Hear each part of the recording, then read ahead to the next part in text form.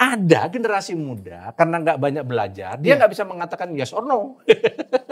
Nah, tapi karakter staff itu kadang-kadang ada yang memang they are good staff, but not good manager. Bisa. Suka atau tidak suka, hidup kita sekarang, baik dalam dunia kerja maupun market, itu harus berdampingan dengan IT. IT friendly juga tidak, apalagi artificial intelligence friendly gitu ya. Can you imagine? Dan ini tantangan. Tantangan yang sangat berat sekarang. Saya sarjana hukum internasional, saya harus memahami jenis-jenis ikan di laut.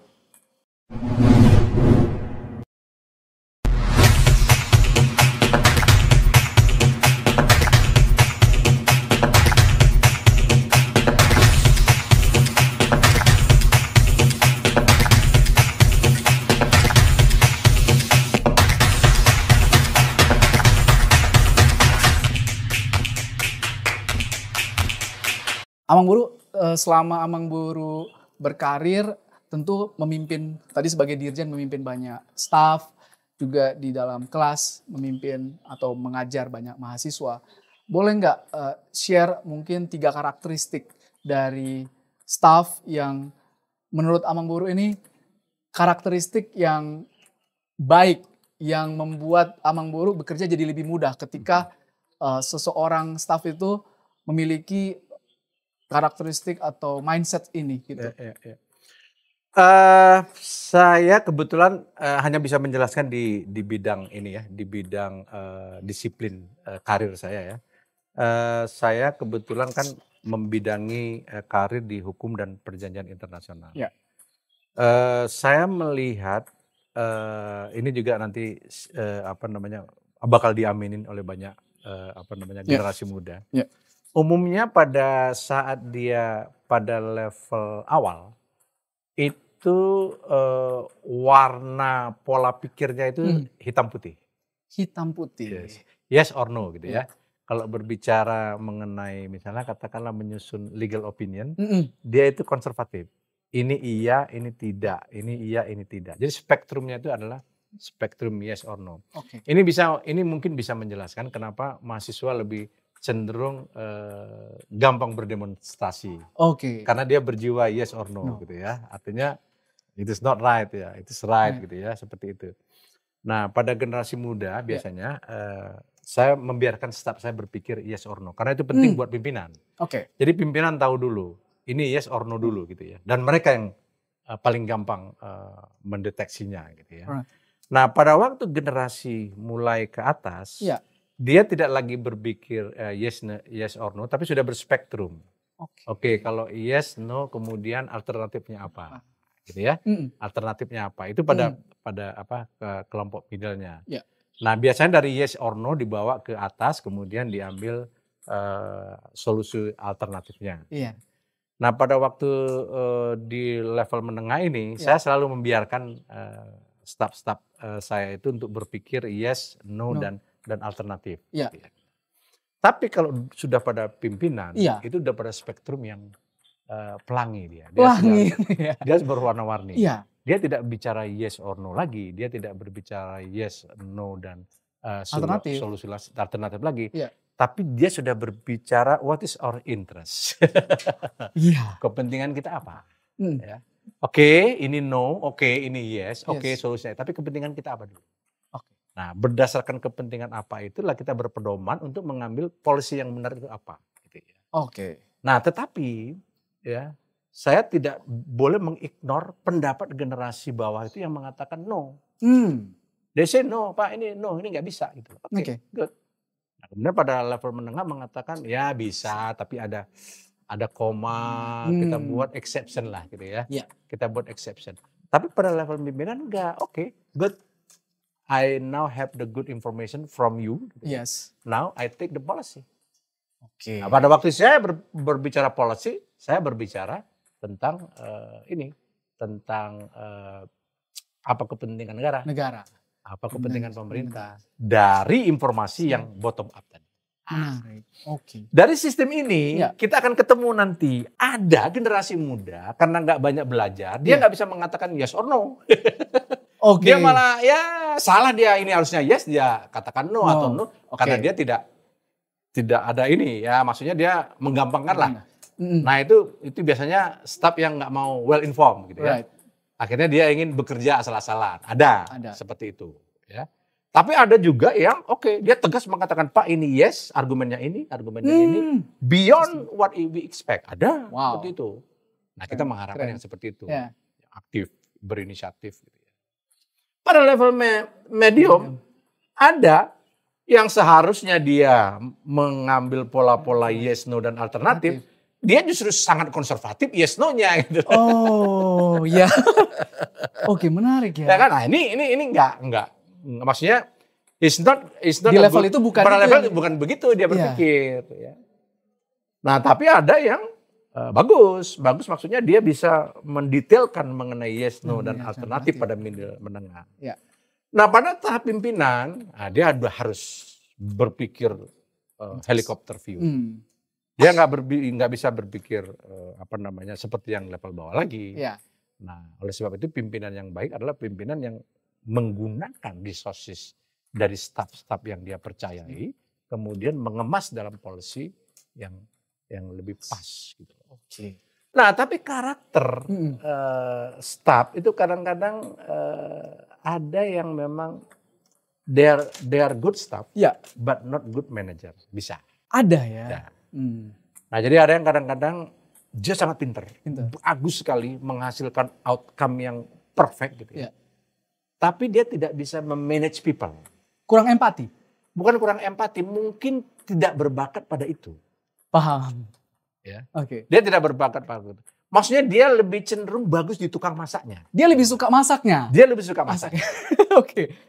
Tapi dia tidak bisa menjadi manajer restorannya gitu loh. Karena keahlian dia ada hanya pada masaknya. Nah, oleh sebab itu hal yang seperti itu harus kita kenali diri kita. Oke. Am I a good cook atau am I a good manager of the restaurant misalnya seperti itu. Nah, cepat-cepat kita mengenali diri kita. Ya, misalnya seperti saya langsung mengenali diri saya. I'm not a good politician. Ya kan? But I could be a good professional. Right.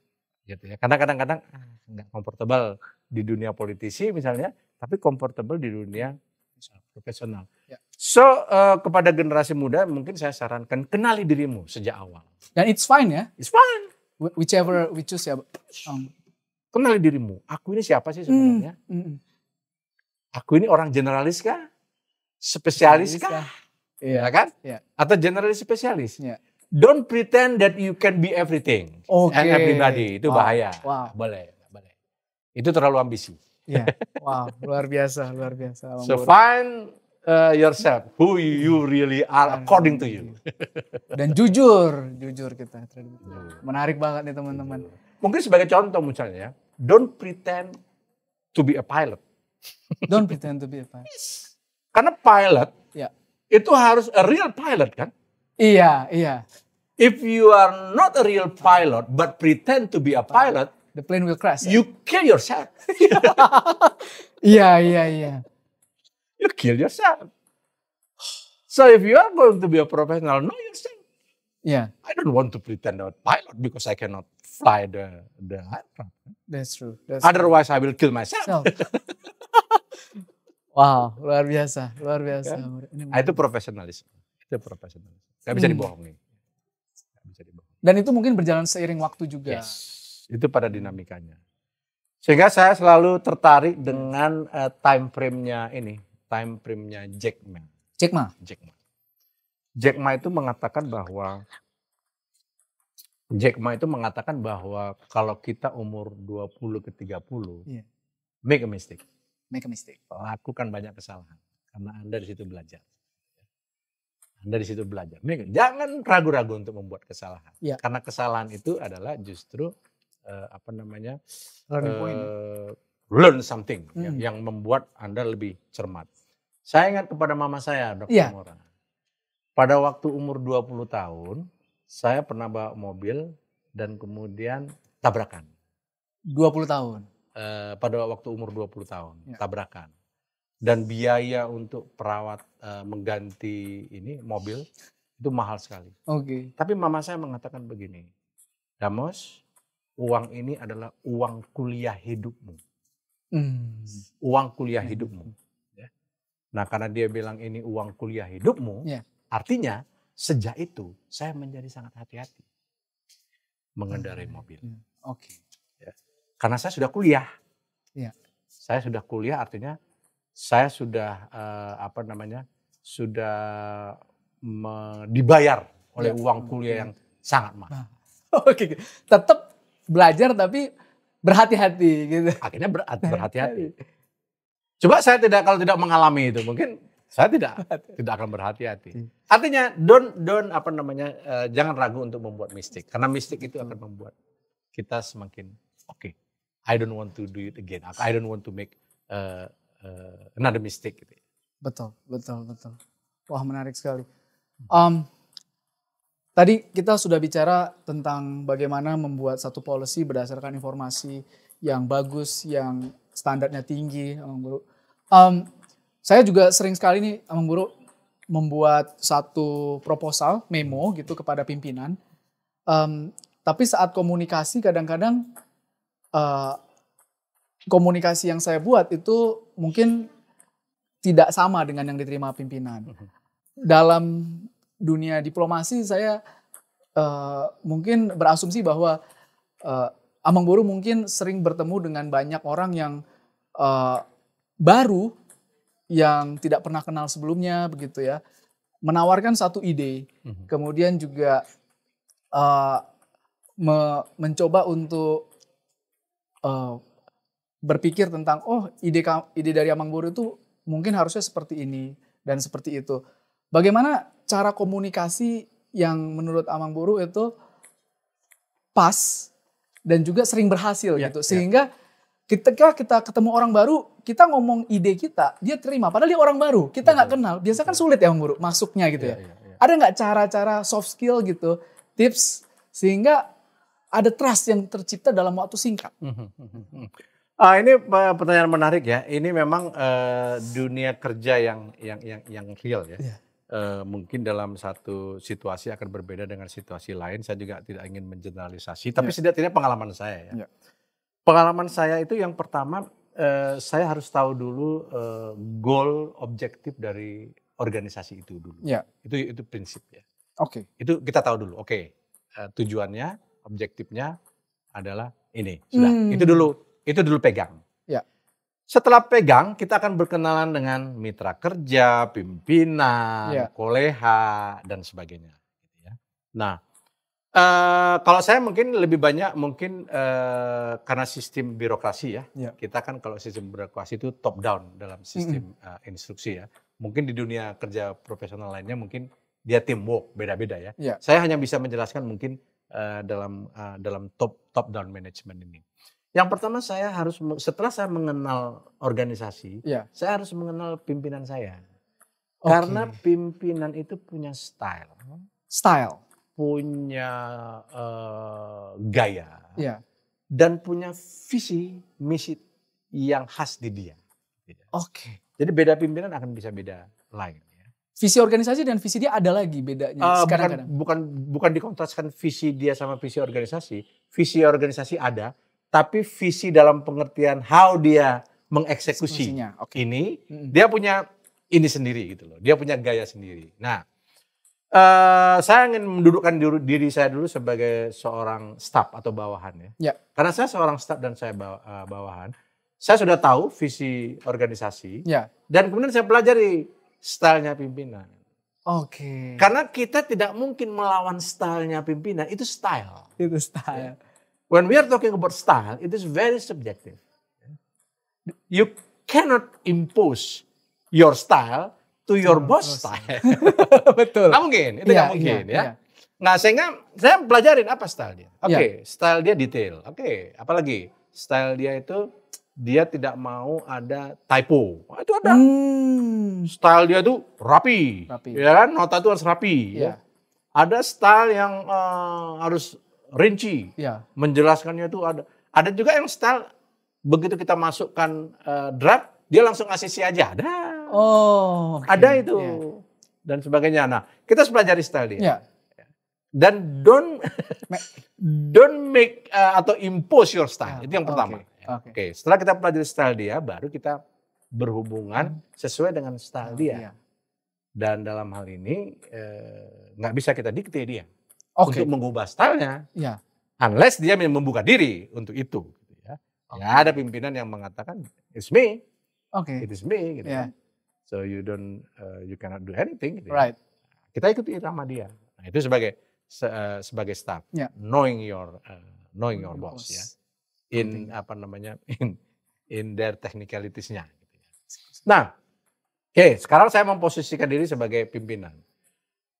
Saya memposisikan dengan pimpinan karena saya belajar dari bawah. Saya selalu misalnya menjelaskan style saya.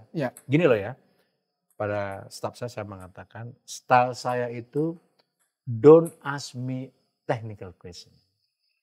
Ini penting.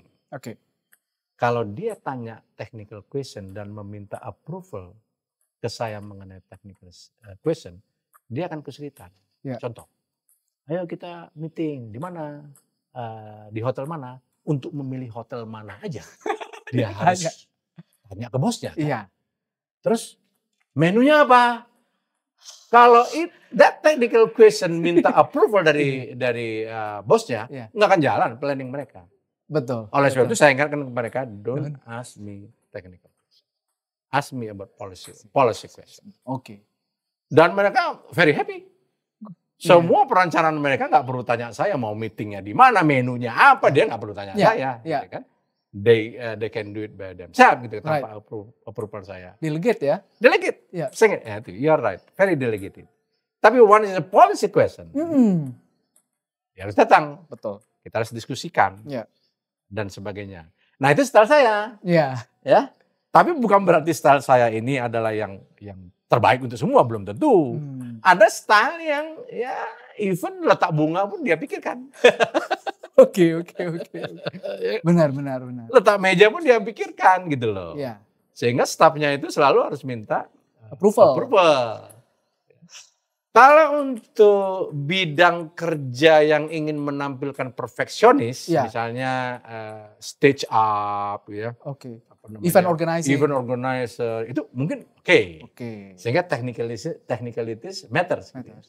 Tapi kalau untuk dunia seperti dunia diplomasi yang banyak pernik-perniknya ini, mungkin nggak terlalu penting. Tapi bisa saja style dia tetap mengimpose, even the use of wordings itu dia pingin.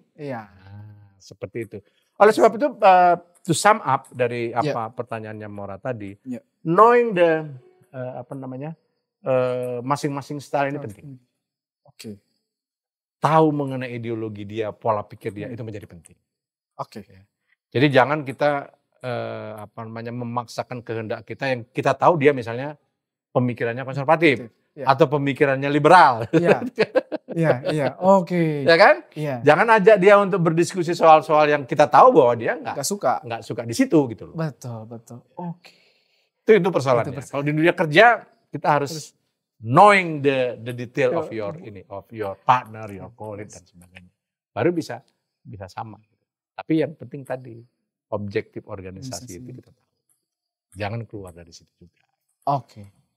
Wow, menarik banget nih Mang Buru. Ini betul-betul pengalaman yang disarikan ke kita-kita nih Mang Buru. Terima kasih banyak Mang Buru ini untuk diskusinya. Mungkin ini 3 pertanyaan terakhir Mang Buru. Pertanyaan selanjutnya mungkin Amang Buru sering berbagi di sosial media tentang apa yang Amang Buru kerjakan, pertemuan, kemudian juga ide-ide yang Amang Buru dapatkan dari Twitter misalkan Amang Buru repost gitu ya. Bagaimana Amang Buru memandang sosial media sebagai alat untuk sharing knowledge di zaman digital sekarang ini? Seberapa ketertinggalnya orang yang tidak menggunakan sosial media dibanding orang yang menggunakan sosial media? Apakah ini hanya masalah taste atau apakah ini seperti orang yang tidak tahu AI dibanding dengan orang yang tahu AI? Sejauh itu Kak Amang Buru? Di tengah kontroversial mengenai IT Iya. dan artificial intelligence, saya harus jujur mengatakan bahwa IT itu menjadi mutlak, menjadi absolute necessity. Oke. Artinya begini, mungkin dulu dalam pola manajemen, dalam pola keseharian Ya. kita bisa hidup tanpa IT. Oke. Tapi sekarang dalam dunia global dan modern sekarang, saya nggak yakin bahwa kita bisa independen dari IT. Ini sudah satu fakta ya. Ini sudah satu given yang kita nggak bisa yang nggak bisa kita lawan. Ya. Oleh sebab itu, kalau dulu buta huruf adalah sesuatu yang perlu diberantas, maka sekarang buta IT menjadi suatu standar persoalan baru yang harus Nah, artinya begini, suka atau tidak suka, kembali ya di tengah kontroversi mengenai IT ini, suka atau tidak suka, hidup kita sekarang, baik dalam dunia kerja maupun market, itu harus berdampingan dengan IT. Oke. Mau tidak mau. Nah, saya punya pengalaman banyak soal ini. Orang yang IT friendly itu lebih cepat. Oke. Ketimbang yang tidak IT friendly. Jadi kalau misalnya di dalam berbagai marketplace sekarang, orang yang tidak menggunakan IT itu sudah dianggap sebagai outdated. Wow. Sekarang muncul artificial intelligence, semakin ribet. Ya. Karena artificial intelligence almost bisa mengerjakan pekerjaan manusia hampir 90% sekarang. Iya. Nah, kebayang nggak IT friendly juga tidak, apalagi artificial intelligence friendly gitu ya. Iya. Can you imagine? Dan ini tantangan. Tantangan yang sangat berat sekarang. Betul. Saya melihat seperti di dunia diplomasi. Itu diplomat without IT, itu seperti orang buta aja sekarang. Wah. Orang buta. Iya ya. In the morning exactly, real time, you should know what happened in the world. Wih. Jika tidak, ya sudah. Kehilangan konteks. Kehilangan konteks. Nah, oleh sebab itu, mau tidak mau sebagai diplomat saya harus melek IT. Nah, kalau enggak ya ketinggalan, dia bicara apa kita nggak ngerti. Betul. Luar biasa. Belum lagi persoalan too many tadi kan? Iya. Udah too many, kemudian too late lagi kan? Too many too late lagi ya. Luar biasa. Ya kan? Betul. Kira-kira. Terima kasih Amang Boru. Kemudian Amang Boru bagi generasi muda yang ingin memulai karir maupun yang sudah memulai karir tapi ingin lebih berimpact lagi kepada organisasi maupun interest Indonesia, ada saran atau pesan Amang Boru bagi mereka yang mungkin selama ini Amang Boru lihat itu perlu digencarkan lagi? Oke. Yang pertama saya harus sebut apapun bidang karir yang Anda akan tempuh, hanya satu kunci yang paling penting, yaitu tekuni bidang itu. Oke. Walaupun pekerjaan itu dinilai sebagai pekerjaan yang yang mungkin publicly is not very important. Tapi kalau Anda menekuninya itu, Anda menjadi important. Anda sendiri menjadi sangat penting. Wow. Nah, kebayang nggak seperti di Austria? Seorang antropolog, ya, dia mendalami suku Batak, tapi orang Austria. Mungkin publik tidak terkesan gitu ya. Tapi karena dia mendalami secara detail, melebihi dari orang Batak memahami persoalan itu, dia menjadi sangat penting. Betul. Iya. Tekuni. Itu yang pertama.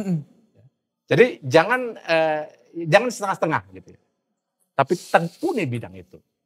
Oke. Nah, yang kedua adalah lihat persoalan atau bidang kerja Anda ini dalam konteks di bawah dia berhubungan dengan yang lain. Itu globalisasi.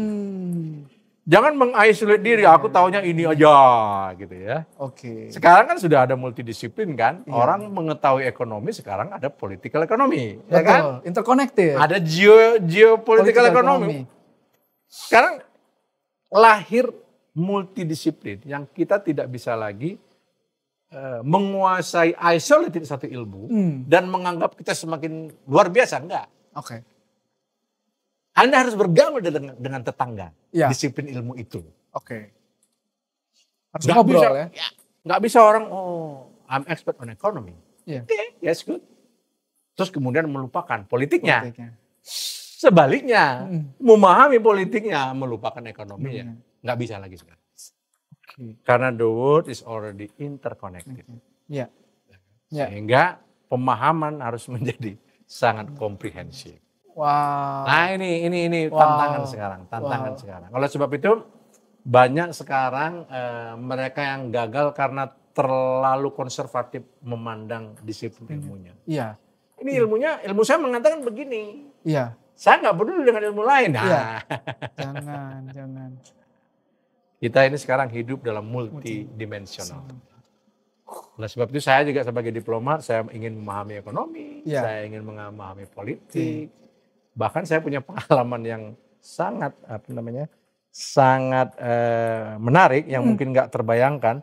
Saya sarjana hukum internasional. Saya harus memahami jenis-jenis ikan di laut. Konteksnya gimana tuh? Karena itu diatur di dalam konvensi hukum laut. Konvensi hukum laut itu mengatur soal perikanan. Iya. Soal zona ekonomi eksklusif. Iya. Dia mengatur untuk ikan ini bagaimana, untuk ikan yang ini bagaimana. Akhirnya kita harus belajar mengenai ikan. Menarik, iya. Nah itulah multidisiplinnya. Harus terbuka terhadap belajar banyak hal. Harus terbuka.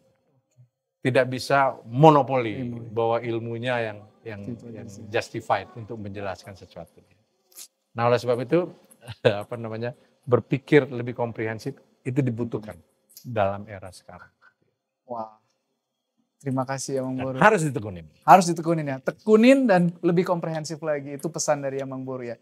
Pertanyaan terakhir Amang Boru. Ya. Indonesia punya visi Indonesia Emas 2045 menjadi negara berpendapatan tinggi setara dengan negara-negara adidaya yang ada sekarang ini. Dari sisi diplomasi internasional, kira-kira visi diplomasi internasional Indonesia yang bisa mendukung Indonesia Emas 2045 ini kira-kira arahnya mendukung pilar apa gitu Amang Boru, sehingga berpendapatan tinggi, negeri yang makmur, yang damai itu bisa tercapai. Satu kuncinya, yaitu sumber daya manusia. Oke. Kita punya bonus demografis yang sangat bagus sekarang dibandingkan dengan negara-negara lain ya. Negara-negara lain itu demografinya itu sudah lebih banyak senior citizen ya. Sedangkan Indonesia bonus demografisnya itu tenaga kerja yang sangat aktif. Tapi kalau mereka tidak menjadi well educated, nggak ada gunanya. Kalau mereka tidak skill, menjadi tidak ada gunanya. Mereka menjadi liability. Betul, tidak produktif ya. Tidak produktif. Oleh sebab itu pengembangan sumber daya manusia dalam berbagai segi baik formal, informal itu menjadi penting. Ya. Jadi semua harus masuk ke dunia market yang profesional itu. Kita harus lahirkan banyak ahli. Ahli apa aja dari segmen yang middle ke up dan sebagainya. Itu harus kita ciptakan.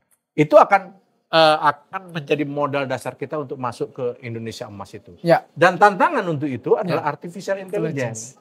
Bonus demografi ini menjadi useless ya kalau kita tidak kemas dengan baik, kalau dia dikalahkan oleh artificial intelligence. Jadinya mereplace kita bukan kita leverage ya. Betul. Oleh sebab itu artificial intelligence masih dalam embrionik, kita harus cepat sekarang bergerak. Bagaimana bonus demografi kita itu bisa produktif gitu ya. Sehingga peran artificial intelligence itu masih belum mengenal lah gitu ya. Tapi kalau kita terlambat ya sudah. Nggak ada gunanya itu. Artificial intelligence yang akan masuk situ. Menggantikan segmen itu. Ini itu ya. Tantangan untuk Indonesia Emas. Luar biasa. Itu Mora. Terima kasih Amang Boru, Bapak Duta Besar. Terima kasih atas waktunya. Teman-teman leaders, kita sudah masuk di penghujung acara di Hive Intelligence Podcast. Teman-teman tentu belajar tadi dari Bapak Dr. Damos Sihombing. Dan kita akan kembali lagi dengan podcast-podcast dengan pemimpin dan juga pemikir yang luar biasa seperti beliau. Sampai jumpa di podcast selanjutnya. Bye-bye. Bye-bye. Salam sukses.